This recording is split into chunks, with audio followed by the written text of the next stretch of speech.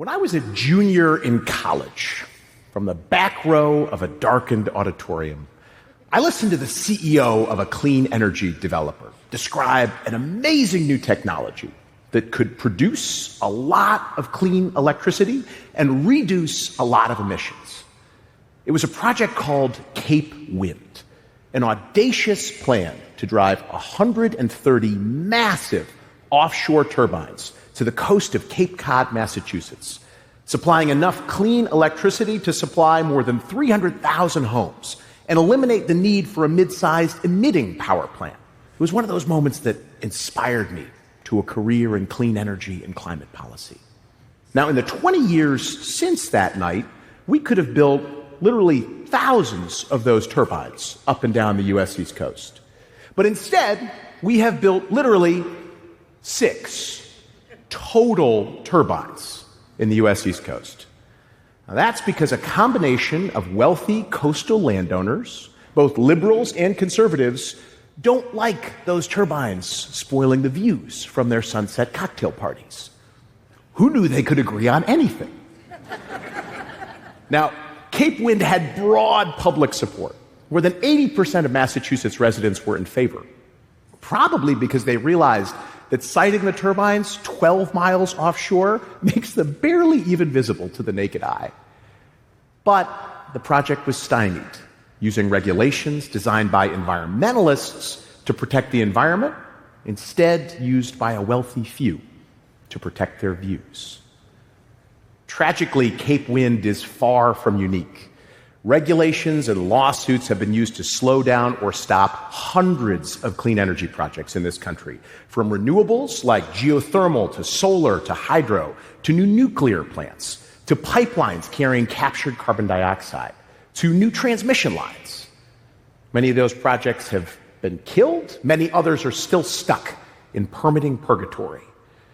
Now, there is some good news. Recently, alumni of Cape Wind have teamed up with a massive global energy developer and are finally going to put steel in the water off the coast of Massachusetts later this year, but only after overcoming, I quote, countless regulatory hurdles.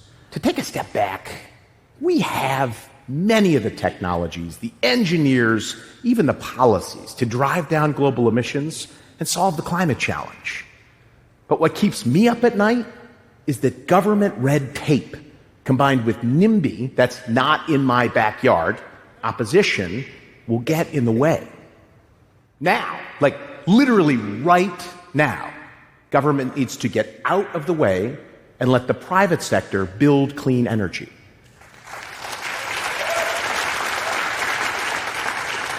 And as for the rest of us environmentalists, we all need to say a lot more yes than no in the coming decades, so free enterprise can get out there and do the hard part. Now, you're probably getting the sense that I'm not your typical environmental warrior. I'm not a socialist or a member of a Green Party. I love being in nature, but I don't own any Birkenstocks. I can see that free markets deploy clean capital faster than any other force on the planet, which makes calls for degrowth or ending capitalism deeply irresponsible to both environmental progress and human flourishing. I run an American clean energy nonprofit organization called ClearPath. We advance policies that accelerate innovations to reduce and remove global energy emissions. We spend a lot of time understanding clean, reliable, 24/7 energy systems. In order to build those, we got a lot of work to do in very little time. For starters, we have to transform the American power system. Now, all roads to net zero emissions in the United States start with making this system 100% clean. But then, because we have to electrify so much more of our economy, this system will need to at least double in size, maybe much more. Now, it took 125 years to build the system we have today.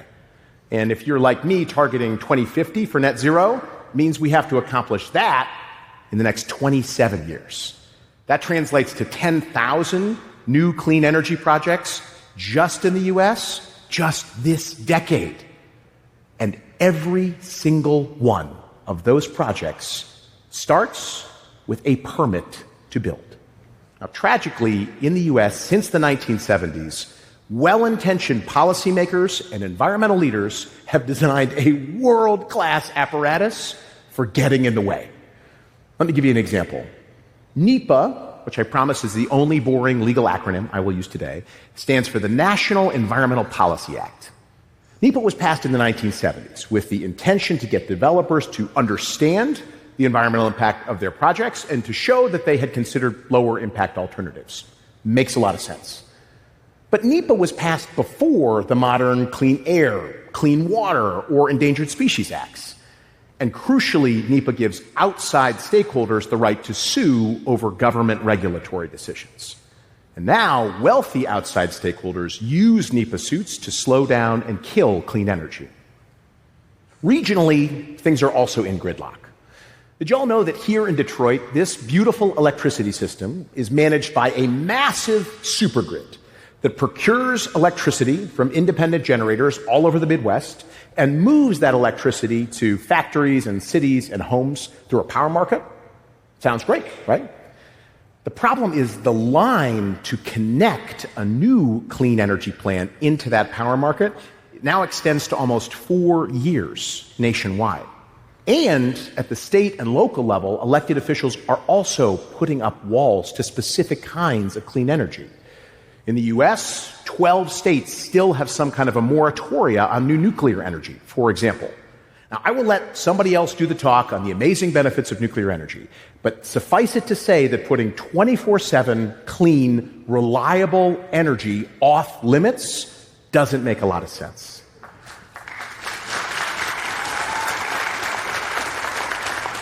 And we now have low-income communities across the country also voicing opposition to new clean energy projects, which is understandable because they have borne the brunt of environmental pollution in the past. So now we have communities across the country, rich and poor, all saying no instead of yes. This movement goes well beyond NIMBYism. Some folks have called it bananaism. That's build absolutely nothing anywhere near anything. Sad. And this isn't just a problem in the United States.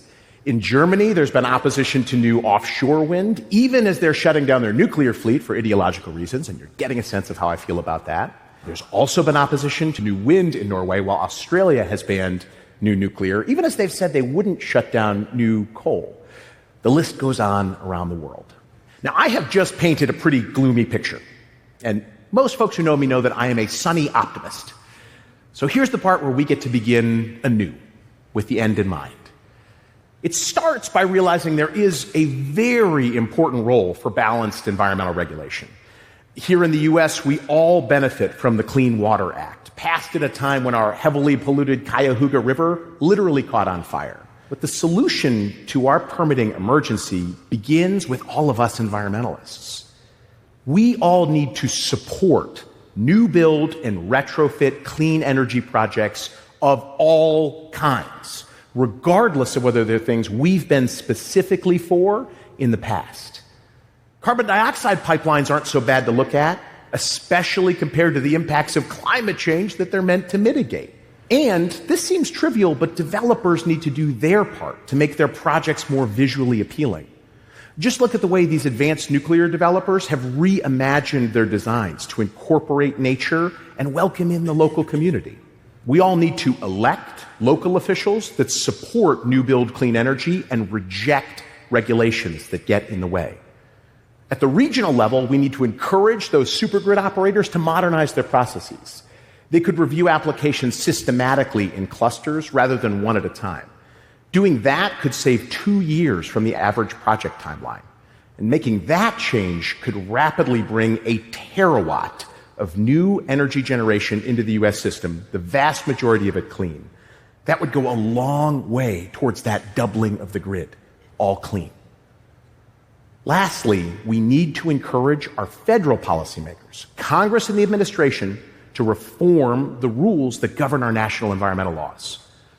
In 2005, during an energy crisis, we actually made it really easy to permit new oil and gas production on public lands in the United States to improve energy affordability. Why don't we give clean energy developers the same kind of leeway now during this great national challenge? We should automatically permit some classes of clean energy that have very little local environmental impact. Think a new solar site or nuclear plant on a brownfield site, like a retired coal plant. We can audit them later to make sure that they're complying with environmental laws.